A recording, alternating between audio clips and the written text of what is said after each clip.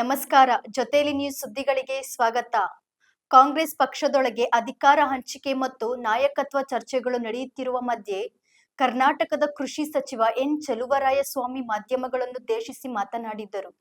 ಮುಖ್ಯಮಂತ್ರಿ ಸ್ಥಾನ ಅಥವಾ ರಾಜಕೀಯ ನಾಯಕತ್ವದ ಬಗ್ಗೆ ಯಾವುದೇ ಅಂತಿಮ ನಿರ್ಧಾರಗಳನ್ನು ಎಐಸಿಸಿ ಸಿಎಂ ಸಿದ್ದರಾಮಯ್ಯ ಮತ್ತು ಉಪಮುಖ್ಯಮಂತ್ರಿ ಡಿಕೆ ಶಿವಕುಮಾರ್ ಜಂಟಿಯಾಗಿ ತೆಗೆದುಕೊಳ್ಳುತ್ತಾರೆ ಎಂದು ಹೇಳಿದ್ದಾರೆ.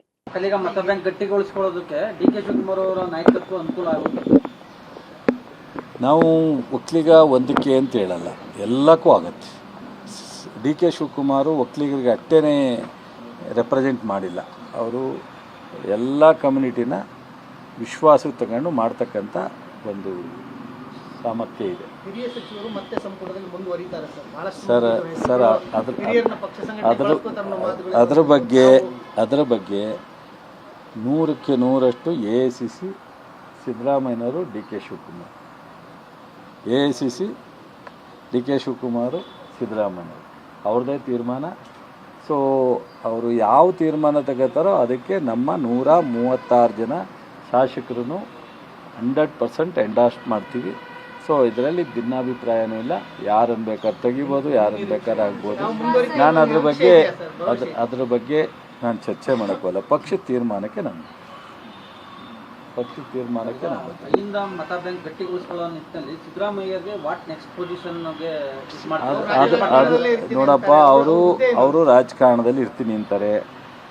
ನಮ್ಮ ಎಸಿಸಿ ಅವರು ರಾಜ್ಯಸಭೆಗೆ ಬರಬೇಕು ಅನ್ನೋದನ್ನು ಎಕ್ಸ್ಪೆಕ್ಟ್ ಮಾಡಿದ್ದಾರೆ.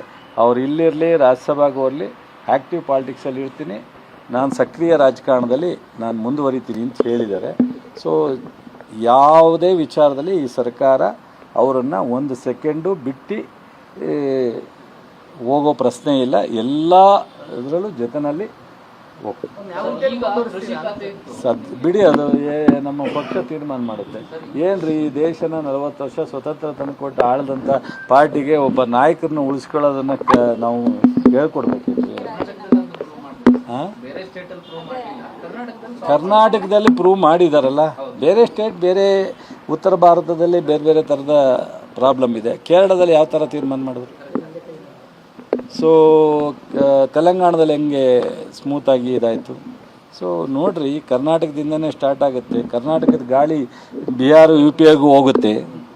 ನೀವು ಹಿಂದೆ ರಾಜಕಾರಣದಲ್ಲಿ 80 ವರ್ಷದಲ್ಲಿ ಇಂಥ 10 ವರ್ಷ 15 ವರ್ಷ ಬದಲಾವಣೆ ಆಗೋ ಟೈಮ್ ಬಂದಾಗ ಕರ್ನಾಟಕದಿಂದನೇ ಗಾಳಿ ಬೀಸಿರೋದು. ಇವಾಗಲೂ ಆ ಥರದ್ದು ಬರುತ್ತೆ.